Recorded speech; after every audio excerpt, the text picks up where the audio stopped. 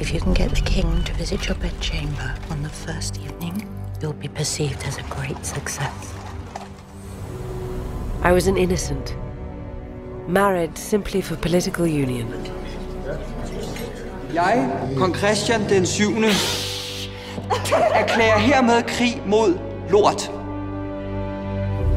To a man who cared little for me. Drikke, jeg kan godt lide luder med store bryster, og jeg kan godt lide at slås. Og hvad der galt i det? Hvorfor var det lige mig, der skulle have den kedelige gås, hva'? Gør hende sjov. Jeg vil gerne have en sjov dronning. As Struensee's influence grew, his grip on the king tightened. Jeg tror, du kan blive en fantastisk konge, Christian. But while he gave Christian back his mind, what he gave to me was more powerful and far more dangerous.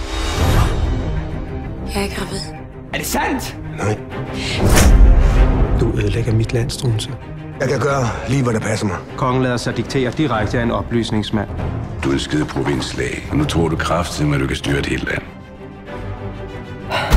Jeg ved, hvad jeg så. Our affair would change a nation forever.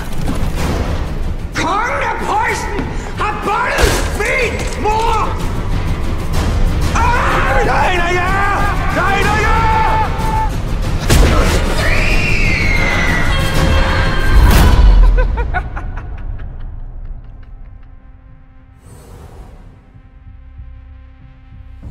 De tror alle sammen, jeg er skør.